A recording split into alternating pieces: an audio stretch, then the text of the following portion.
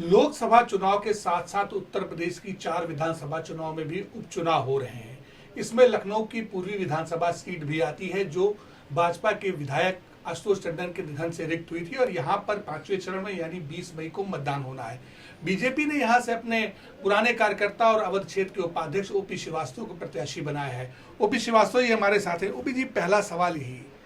टंडन जी के परिवार की सीट मानी जाती रही है, आपको टिकट एक पुराने कार्यकर्ता को क्या लगता है, क्या महसूस होता है? आपके माध्यम से मैं भारतीय जनता पार्टी के शीर्ष नेतृत्व का, देश के परम आदरणीय प्रधानमंत्री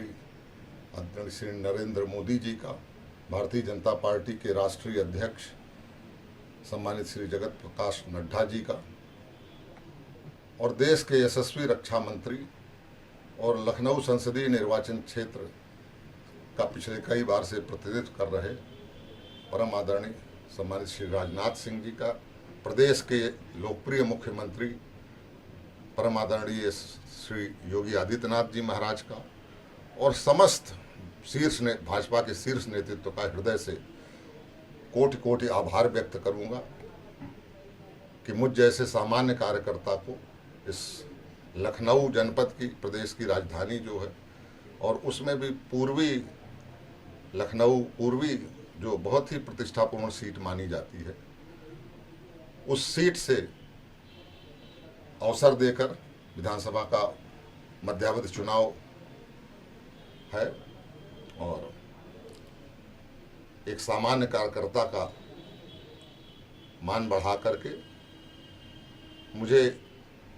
लखनऊ पूर्व की सम्मानित जनता की सेवा करने का अवसर दिया है। इसके लिए मैं हृदय से शीर्ष नेतृत्व का आभार व्यक्त करता हूं। साथ ही आपके माध्यम से यह भी मैं कहना चाहूँगा कि भारतीय जनता पार्टी की रीत नीति और परंपरा में किसी व्यक्ति का महत्व नहीं है, न ही किसी सीट को किसी व्यक्ति के नाम से पहचान होती है। भारतीय जनता पार्टी की रीत नीति और परंपरा में ये विचारधारा पर आधारित पार्टी है और कार्यकर्ता भारतीय जनता पार्टी की पूंजी है और जिस कार्यकर्ता को भारतीय जनता पार्टी का शीर्ष नेतृत्व जब उचित समझता है उसे अपने कार्यकर्ता की निष्ठा, योग्यता और अपने मापदंडों के अनुसार से निश्चित तौर पर 2012 के परिसीमन में ये सीट अर्चित माही पूर्वी की कलराज मिश्रा जी ने इसका नेतृत्व किया, फिर आशुतोष टंडन ने किया और ये सीट नए लखनऊ की सीट मानी जाती है। जैसे पुराना लखनऊ और नया लखनऊ बटा हुआ है, नया लखनऊ नई पूर्वी विधानसभा सीट, यहाँ क्या समस्याएं आप देख पा रहे हैं और जब यहाँ की प्रत्याशी घोषित हो गए, आप पहले से भाजपा से जुड़ रहे हैं, वंचित उपाधि से, क्या समस्याएं पूर्वी क्षेत्र की आप देख पा रहे हैं? नहीं, यहाँ की या किसी भी क्षेत्र की, लखनऊ की अथवा पूरे प्रदेश की अथवा पूरे भारतवर्ष की, हर दक्षिण से उत्तर तक, पूरब से पश्चिम तक, जब से भारतीय जनता पार्टी सरकार में आई है, अपने पहले कार्यकाल में देश के यशस्वी प्रधानमंत्री नरेंद्र मोदी जी ने हर क्षेत्र के हर व्यक्ति की जितनी भी मूलभूत समस्याएं हुआ करती थीं, जिनको लेकर देश का सामान्य व्यक्ति पिछले 50 वर्ष से परेशान था, उन सारी समस्याओं का एक साथ निदान कर दिया। सरकार की तरफ से इतनी जन कल्याणकारी योजनाएं शुरू की गई कि चाहे वो आवास की बात हो, चाहे वो घर घर बिजली पहुंचाने की बात हो, घर घर शुद्ध पेयजल पहुंचाने की बात हो, हमारी बेटियां, बहुओं और वृद्ध महिलाओं को जो बाहर खुले में शौच जाना पड़ता था, उनके लिए अपमानजनक स्थिति होती थी, उससे उनको उबारने के लिए घर घर मुफ्त शौचालय देकर उन्होंने देश जितनी भी जिस प्रकार की शिक्षा के समान अवसर देकर, स्वास्थ्य की चिंता कर आयुष्मान भारत योजना चलाकर, इतने प्रकार के सबको उन्होंने मूलभूत समस्याओं से उबारने का काम किया है। तो एक सवाल और बनता है फिर कि आप अगर चुनाव जीतते हैं तो आपकी भी कुछ सोच होगी कि क्षेत्र के विकास को लेकर क्या करना है आगे आपको। हालांकि उपचुनाव है लेकिन फिर भी 3 साल का कार्यकाल अभी होगा, तो आपने क्या सोचा है? जहाँ तक लखनऊ की बात है, पिछले 10 वर्षों के कार्यकाल में 2 बार लखनऊ की जनता ने अपना आशीर्वाद देके देश के यशस्वी रक्षा मंत्री श्री राजनाथ सिंह जी को अपना प्रतिनिधि चुना लोकसभा संसदीय निर्वाचन क्षेत्र से, और अपनी एक अवधि में सामान्य तौर से 5 करोड़ प्रति वर्ष के उससे देखें अगर, तो 25 करोड़ एक सांसद को अपने क्षेत्र के विकास के लिए निधि मिलती है। अपने पहले ही कार्यकाल में उन्होंने 1000 गुना 25,000 करोड़ रुपए के विकास कार्य लखनऊ में कराए।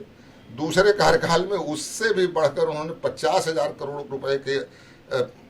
विकास कार्य अवस्थापनाओं सुविधाओं से लखनऊ का कायाकल्प कर दिया है। अब लखनऊ पुराना लखनऊ रहा पहचान में नहीं आता। लखनऊ देश के सबसे अत्याधुनिक हाईटेक शहरों में अब उसकी गिनती हो रही है। लखनऊ में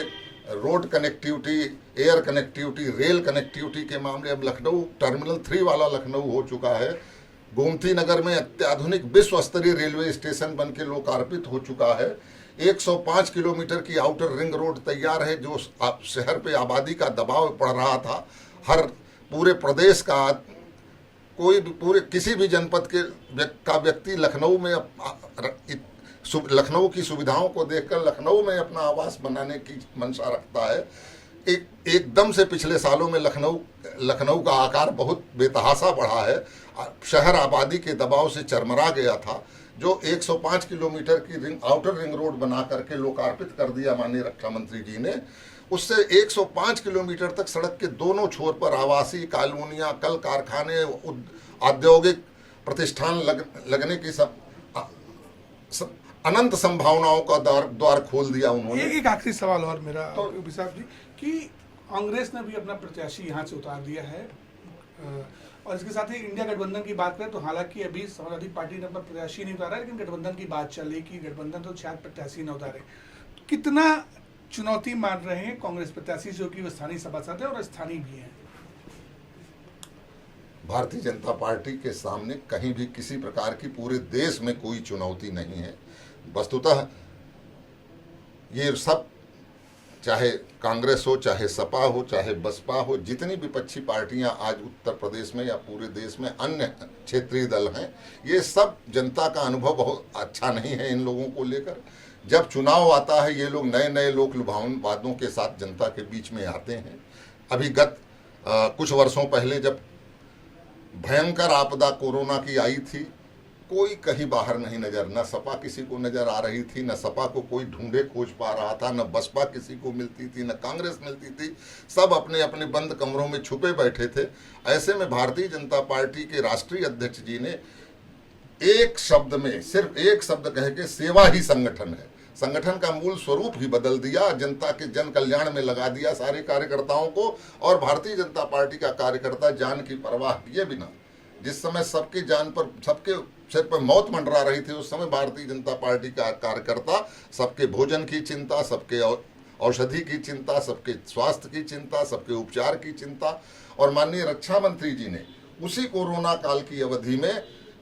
DRDO के माध्यम से लखनऊ में 2 डेडिकेटेड कोविड हॉस्पिटल खुलवा के और प्रचुर मात्रा में खाद्यान्न सामग्री की व्यवस्था लखनऊ में करा के लोगों की जीवन और जीविका की चिंता की। तो भारतीय जनता पार्टी को लेकर बाकी आदरणीय नरेंद्र मोदी जी ने अपनी 2 कार्यकालों में जहां मूलभूत आवश्यकताओं की सामान्य जनता की पूर्ति की, वहीं देश की पुरानी जन आकांक्षाओं की, जो देश की पुरानी अपेक्षाएं थी, आकांक्षाएं थी, उन सब को पूरा करने का काम करके जनता का प्रचंड विश्वास और